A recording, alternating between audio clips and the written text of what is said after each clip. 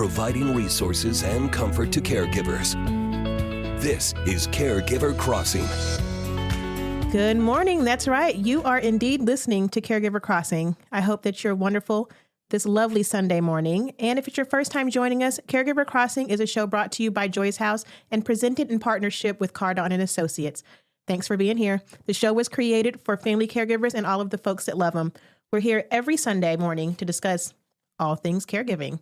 My name is Candace Hattabaugh, and I am joined by... I'm Tina McIntosh. Hey, Tina Bina. What up? Tina Bina. So, Candace, in different kind of news, you have some really interesting things that happened today in history. I was like, where's this going? Well, I'm wondering the same. You go ahead and get the first one. So this day in history, today is November 19th. So President Lincoln delivered the Gettysburg Address in 1863. And in 1990. No, hold on. This one's very this? different. Oh, I totally remember this. Well, keep in mind, I graduated high school in 1990. Okay. So this was a big deal. I was supposed to, all right, okay, hold on. I was supposed to go to a concert in Fort Wayne at the Coliseum, and I wasn't able to make it. Somebody else used my ticket.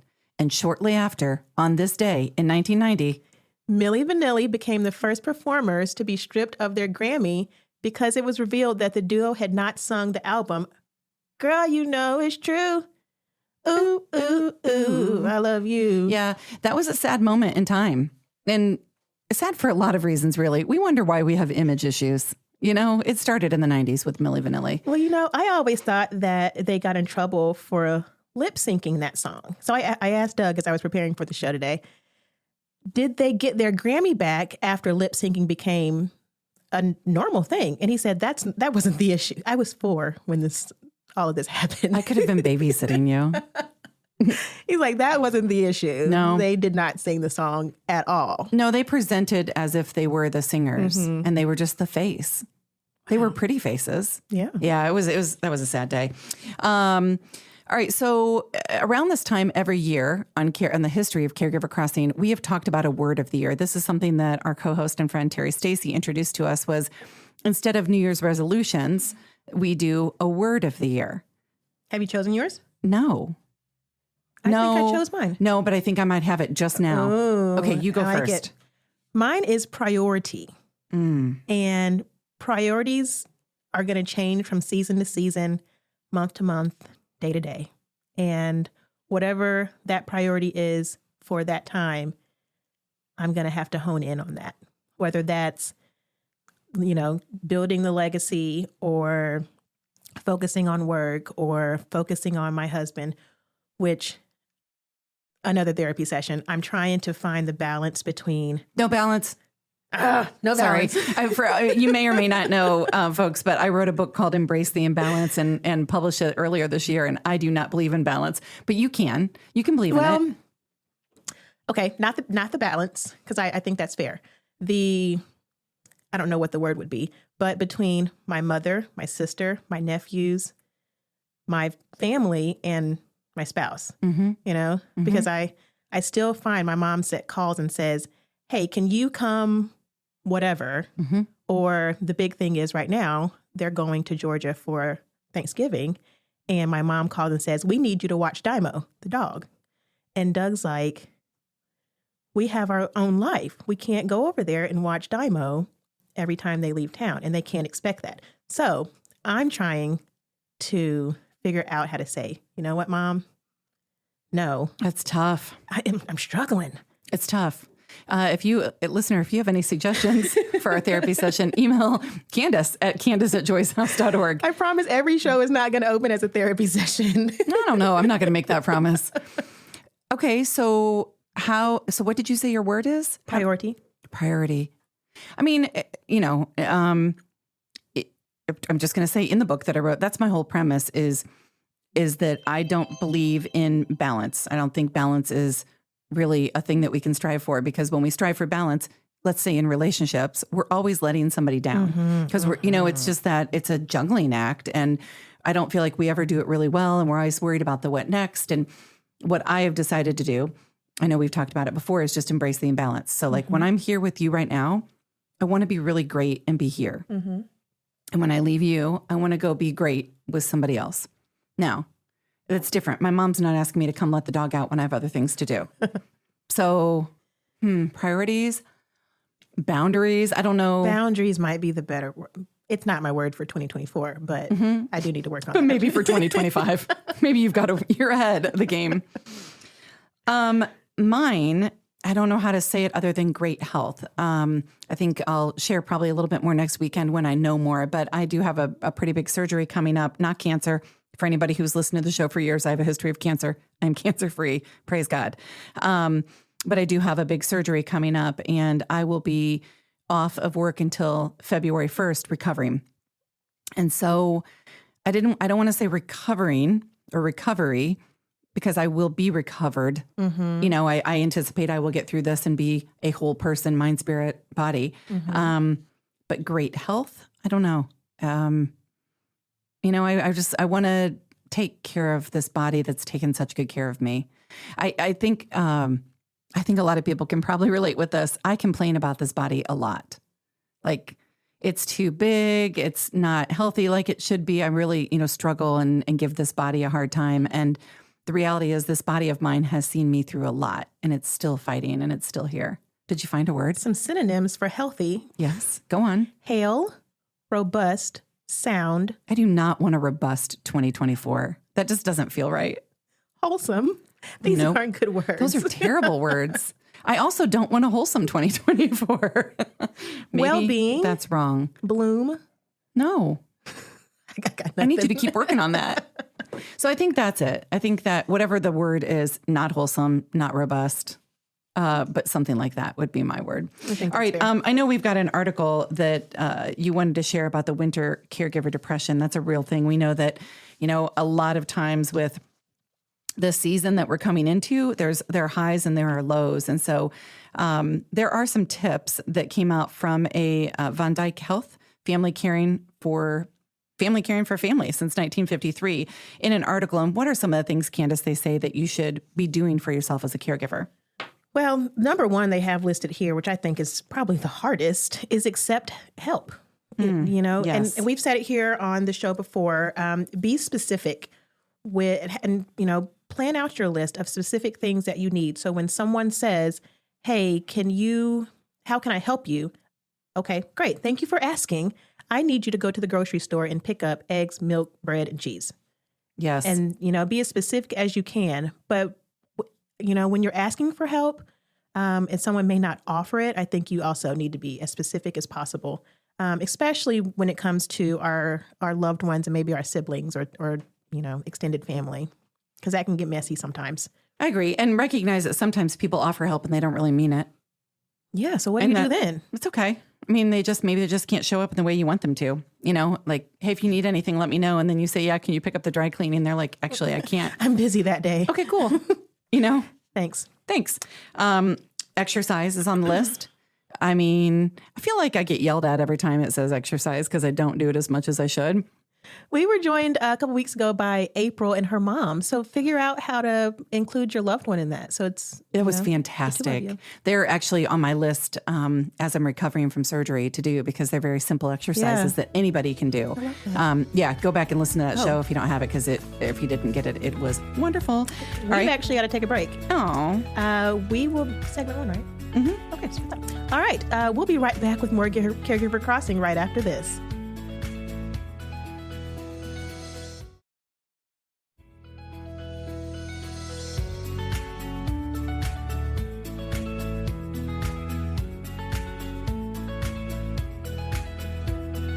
We're back on Caregiver Crossing. I am Tina McIntosh in studio with the beautiful Candace Hadabaugh. And we want to wrap up the article we were talking about before the break. We left you kind of abruptly about winter caregiver depression. So we had accept help, exercise, plan quiet time, really important for some respite and relief, and then explore respite care for your loved one as well. I do want us to dive into today's Caregivers article that came out about winter safety tips for in-home senior care. Mm-hmm. It is packed with good information. So can we just jump into that one? We sure can. You want to go first or me? Yeah, you go first. Oh, I'm in. So we all know winter's coming. Is it though? Dun, dun, dun. It's been 50 degrees. It's been beautiful. Early this week. Yeah, I'm not going to complain actually, but it is coming. It's around the corner. Mm-hmm. And so we talk about things safety for seniors, it's really safety for everyone. This article, Winter Safety Tips for In-Home Senior Care, has so much that we're going to just burn through as much as we can here. But it does talk about to help ensure senior safety through the winter, it's important to consider potential threats both inside and outside the house because we want seniors to have independence. And so here are a few things. One, you should definitely have inspections and maintenance for furnaces and fireplaces. Really, really important. Do that before it's necessary too. Like this is a great time of the year to do it. But here's something that goes even deeper. Elders, especially those with cardiac issues, are vulnerable to health problems that can arise from being too cold, including dehydration, which is interesting to me because we think about it like Candace and I both work at Joy's House, Adult Day and Caregiver Services, and we're used to when it's warm outside, hot outside, and the guests, our clients want to be outside, we're thinking about dehydration. I don't think about it as much in winter. Do you? No, I don't think really at all during winter. I don't either. I wonder, is it because of like blood thinners or? Well, I think maybe not blood thinners, but I really think it's just the blood circulating throughout the body, and it changes when it's hot or it's cold. And do you know what the temperature is recommended for homes?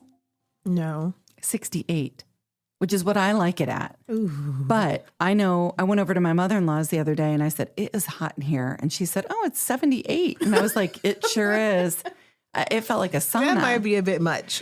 But so that makes me think of being dehydrated. That makes sense. But not getting cold. I mean, so this is telling us that, you definitely should be thinking about it all year round. They also talk about fire extinguishers. And, it's important that you're making sure your fire extinguishers, one, are working, and two, that you have them near things that might cause a problem.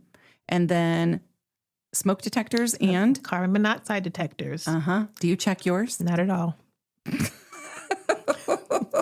No, nope. I mean, no, I didn't. When we owned our home, I didn't check them until I heard the beep from the batteries. But now we're in an apartment building, and I assume that they have a schedule for that. Do they? I don't know. That's a good question. Yeah, I think you need to make your checklist.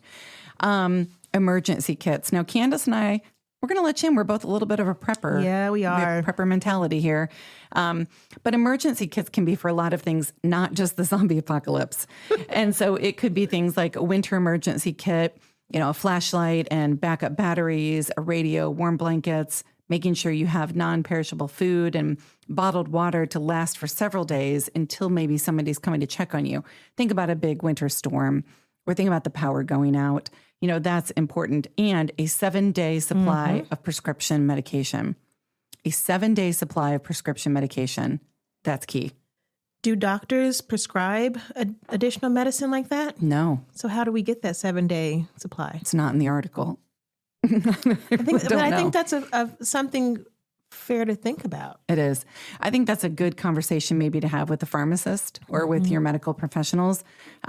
Sometimes the pharmacist can give you a short supply. And if they know a storm's coming or something like that, maybe they can do that. But I think you raise a good point. I also want to stress having these emergency kits for home and for your car. Yes. 'Cause we never know when there may be an accident on the road during the winter months or, a snowstorm hits, whatever it might be, and you're stranded in the car. We made car kits around here years ago. We did. And that happened to you a few years ago as well, didn't it? Oh, well, you mean when we ate the sweet potato pie? That's exactly what I think. When 2 of my kids were toddlers and there was a big storm, I feel like the blizzard of 1983. I don't know when it was. It was probably 2010 maybe. And we had a huge blizzard here. It took me 4.5 hours to get home. And normally it takes me about 20 minutes. And we ate an entire sweet potato pie and a couple bottles of water. That pie saved my life and my sanity. But I keep saying but, I don't know why. And years ago, we did make car kits here. It had some activity stuff. It had some stress ball stuff. It had the hand warmers, granola bars and bottles of water. Those are important things to keep in your car. So, we need to remember that. Falls. So we all know falls are really a big thing in the winter, but this is what I love in this article. Quit saying but. Why am I saying that? Stop it. Just stop it. Making sure that there are non-slip mats inside the door to prevent falls that could be caused by wet or snowy shoes. That also means that maybe you store your shoes on these floor mats once you get inside the home. Because if not, we all know what happens. You come trucking in, you go through the kitchen, you leave puddles, and you almost bite it, on the kitchen floor. And then putting lights near the entryways on timers, because you want them to come up before, it's dark when we get up and dark when we go to bed now. It is. I thought with the rain gutter one, did you catch that one too? No, where's that one at? Rain gutters should be clear of leaves and other obstructions that come because they overflow. And then those things get frozen and then they become the tripping hazard. It spills onto the sidewalks and your entryways. Yeah. And maybe as we're thinking about it and we're going to visit our loved ones, maybe have some of these things in mind so that you can be proactive in clearing out those hazards before this happens, so that your loved one is not trying to climb up on the ladder to clean out the gutters or whatever other terrible things could happen from that. Just kind of think ahead and be proactive a little bit. And I think just looking around too, now this is not in the article, but like at our home, we just had to have a gigantic tree limb, and I mean big, removed. Probably a 60, 70, 80-year-old tree the guy said. And the limb, which I thought was a little limb, was like its own tree, kind of lodged into another one. But in the winter, it was going to get more brittle, and it was going to come down in high winds, and it was going to hit somebody or something. And so we're broke now. Oh, we'll be doing a GoFundMe. I'm totally kidding. We're not going to do that. But it was not cheap, but it was really important for our safety. So, looking around and seeing what other hazards do you have. But I think that's a good idea as you go. I said it again. If this was a drinking game, it would be really bad. Every time I say but, you have to take a drink of your coffee. Keep that in mind as you're visiting people. Candace raises a really good point. We're going to have to take a break. We will be back. No, we're good? We're good. Okay. We got about 2 more minutes. Oh, good. What else do you have in that article then? Lack of sunlight and vitamin D deficiencies. Making sure that we're getting the right nutrients this winter to stay healthy. I just wrapped up a nasty little kick of a virus, so that's fresh in my mind. But making sure that you're getting everything that you need to stay healthy. Vitamin D, vitamin C, all of the protein and good stuff to stay healthy, guys. Just stay healthy. I just made the best salmon skillet dish, by the way, in a cast iron skillet. I'm going to make it every week. I'll bring some in. We'll make it on air in a cast iron skillet. That'd be fun. I'm telling you, it was the best. Cooking with Tina. But it's we've got to pay attention to that kind of stuff in the winter, especially. We're not out in the sunshine and getting all the vitamins that we need, and so we need to make sure we're eating better. Pudding. Do you like pudding? I mean, is that in the article? Yeah, pudding made with milk is a tasty treat. No. It is a tasty treat for somebody. The last thing that I really what struck me in here is that cars should be inspected by a qualified mechanic to make sure they're in good working condition, to make sure that you're not stranded in the winter. And so it's the time, folks, to do the things before the winter. Okay, we have to take a quick break, but you're listening to Caregiver Crossing, a show designed for family caregivers and the people who love them. Caregiver Crossing is brought to you weekly by Joyce House in partnership with Cardon and Associates. We're here every Sunday to bring you education, support, and hopefully a good laugh. Visit caregivercrossingradio.org to connect with us, hear past episodes, learn more about caregiver support resources in the community, and much more. That website again is caregivercrossingradio.org. Don't go anywhere. We'll be right back with more Caregiver Crossing shortly.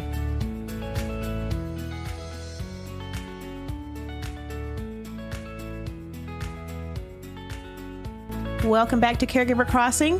The holidays are quickly approaching, and some of us will be traveling to visit our aging loved ones that we may not have put our eyes on in a while. Our next guest is going to talk with us today about what to look for indications that they may need additional support or to potentially provide long-distance care. Starbradbury, welcome to Caregiver Crossing. Thank you. I am truly, truly delighted to be here. Star is the CEO of Senior Living Strategies and the author of Successfully Navigating Your Parents' Senior Years, Critical Information to Maximize Their Independence and Make Sure They Get What They Need. Tell us about yourself, Star. I'd be happy to. I have spent the last 25 years in the field of senior living, and my journey started as a community liaison within an assisted living facility. But within a few years, I found myself as the administrative director of an assisted living community. And then I added to that administrative and marketing director for a memory care facility under an assisted living license. And then I went into many years with one of the top university-connected life care communities, a very different model, and then started my consulting business and decided I absolutely had to write a book. So that's a little bit about myself. Your book is wonderful, Star. Again, the name of it is Successfully Navigating Your Parents' Senior Years. And I've had the chance to flip around, and there is so much information in here. So what did it take for you to finally write the book? I sort of became just obsessed with passing on all the information that I had learned over 25 years to help families, because during all that time, I really, honestly, this is not an exaggeration, met with thousands of families and watched the consequences of making uneducated decisions during a crisis, where families are thrown into total overwhelm and they don't know what they don't know. Mm-hmm. And that's a true statement for all of us. And so I thought, God, and plus personally, I'm sadly old enough to have lost my parents. And I say parents plural because they were divorced and remarried. And there were so many mistakes that I made looking back before I had the knowledge I have that I put in the book.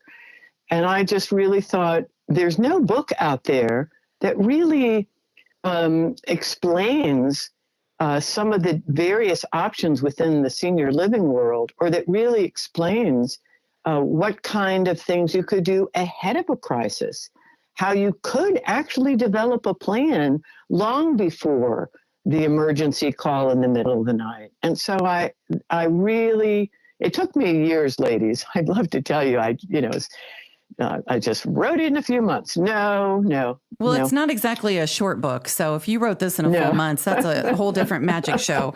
You're hearing the voice of Star Bradbury, and Star is a lot of things, one of which is the author of a book called Successfully Navigating Your Parents' Senior Years. And Star, before we talk about what to look for around the holidays with our families and, maybe people we haven't put our eyes on as much, was there anything in the book that really stuck out to you that was an aha moment for you? Maybe something you hadn't thought about a lot before that you were like burning to share it? Well, that is such a good question. And it might be an unfair question. I mean, we didn't talk about that before getting started, but I feel like there's always that thing that it's like, when I started writing about it or I started researching it, this big, highlighter just kind of came down and was on top of the words, and I had to get them out. Well, there's one part in the book that I refer to a lot, and it's such a good analogy. It's so succinct, and it's sort of, I think might have an aha moment for a lot of your listeners. And so in the book, I talk about the fact that in what I call post-retirement years, there's 3 phases that you'll often see that people can relate to as they're listening, because they're going to go, oh yeah, that's where my parents are, or that's where my loved one is. So here's what it is. In post-retirement years, there's the go-go years, the slow-go years, and the no-go years. Meaning, when people first retire, which could be, 60, 65, somewhere it could be a little bit later, but they're on the go. They're traveling. I've had people tell me my dad plays golf 6 times a week, and my mom is constantly busy with lots of wonderful things. And those are the go-go years.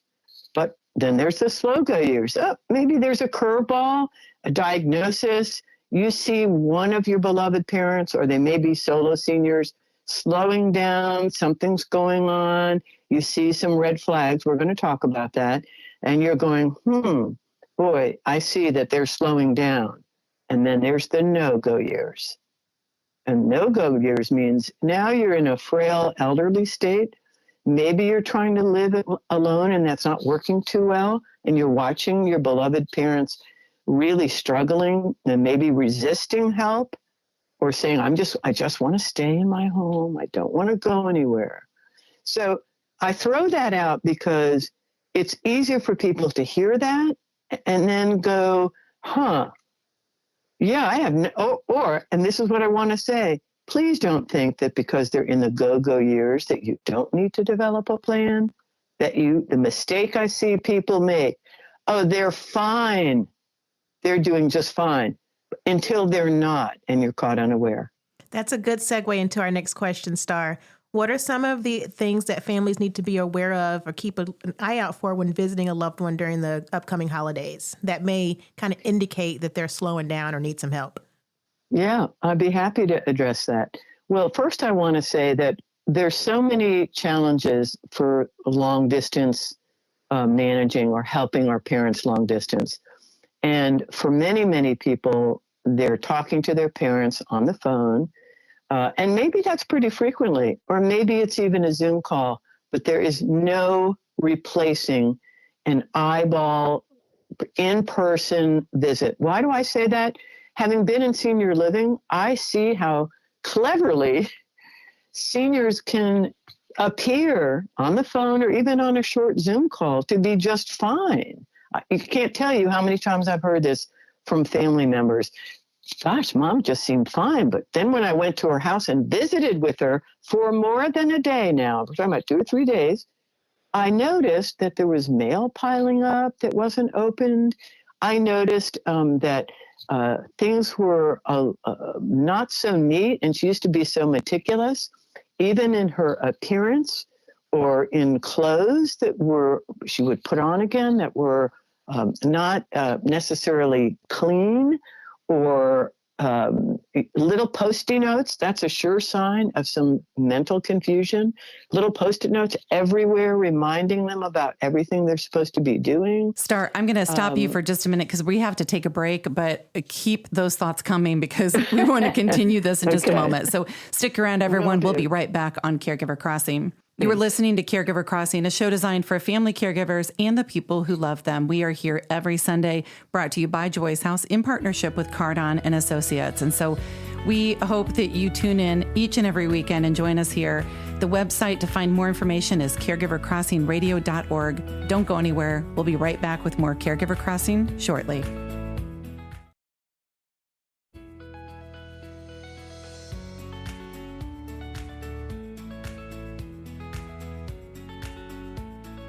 Welcome back to Caregiver Crossing. We've got just a few more minutes here, but right now we are continuing our conversation with Star Bradbury, Aging Life Care Specialist, CEO of Senior Living Strategies, and author of Successfully Navigating Your Parents' Senior Years.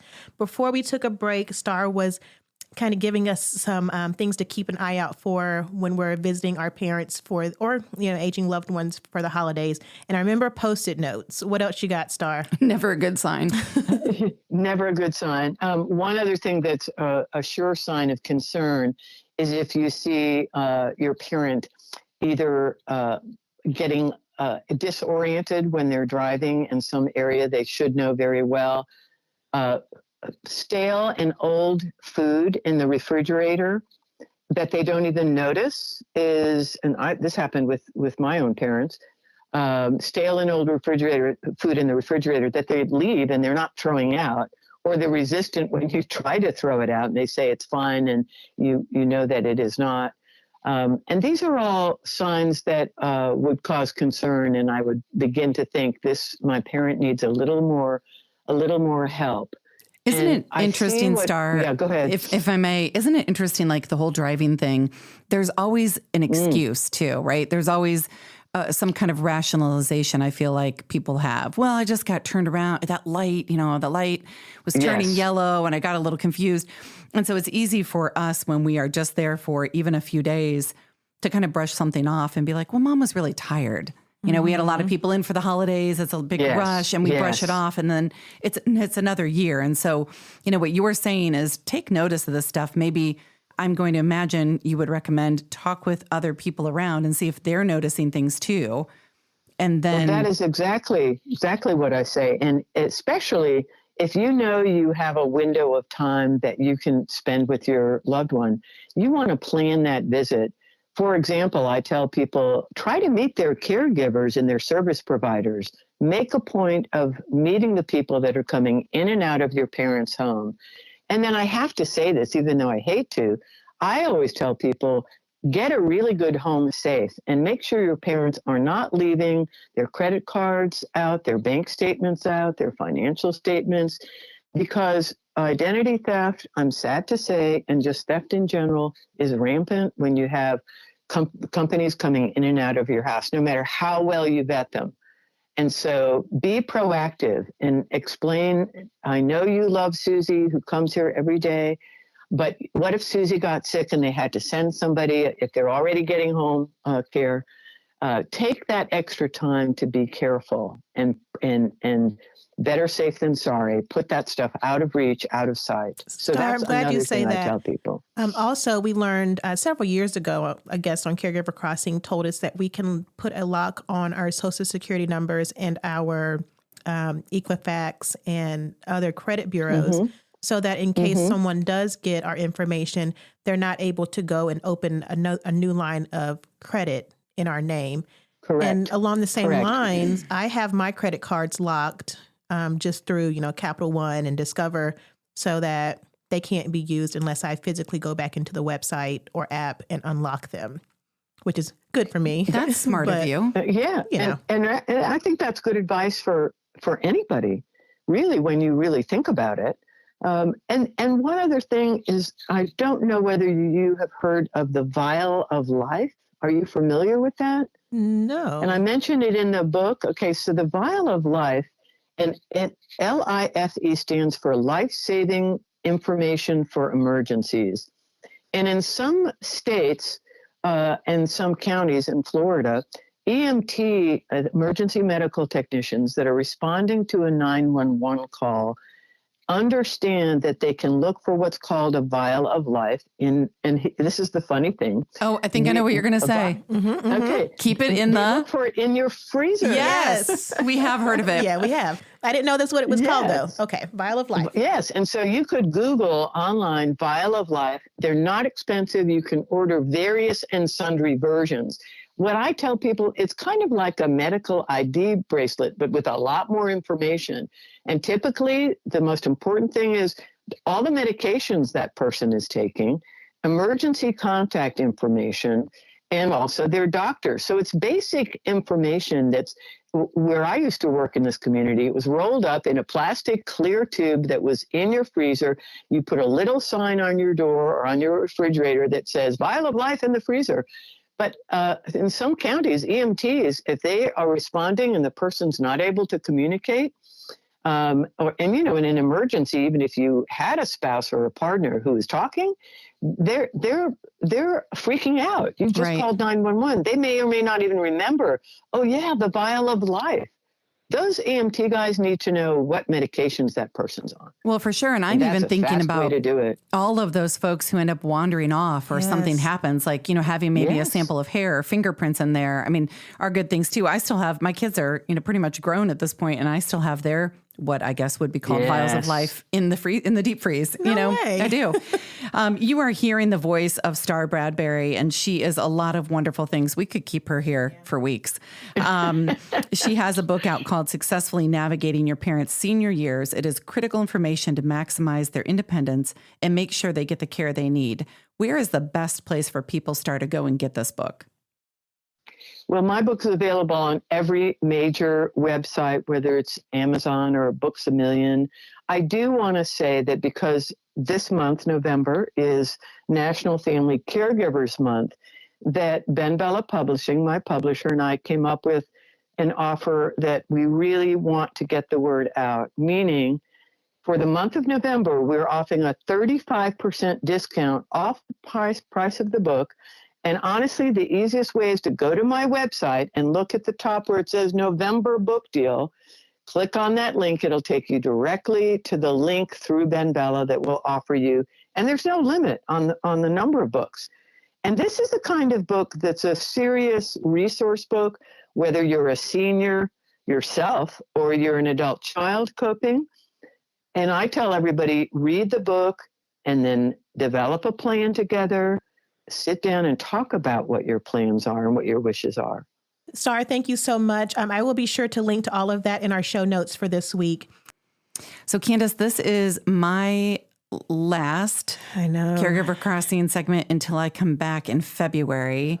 And I don't know that I've talked about it a lot, but I'm getting ready to have a minor brain surgery, Chiari decompression on December 4th. So for those of you who are praying people, I ask for your prayers. For those of you who want to break out a smudge stick or do a dance, do that too. But I'll be back. You're stuck with me. I'll be back in February. In the meantime, if you do want to get a hold of us, you can email me. Someone will be checking my email at tina@joyshouse.org. We do want to hear from you. And I know, Candace, we have some big sponsors to thank. We sure do. Each week, Caregiver Crossing is supported by Cardon and Associates, with 20 communities owned, operated, and managed in the Midwest, and more than 40 years of senior living experience. Cardon and Associates provides residents with the best senior living options and personalized service. Until next time, take good care of each other.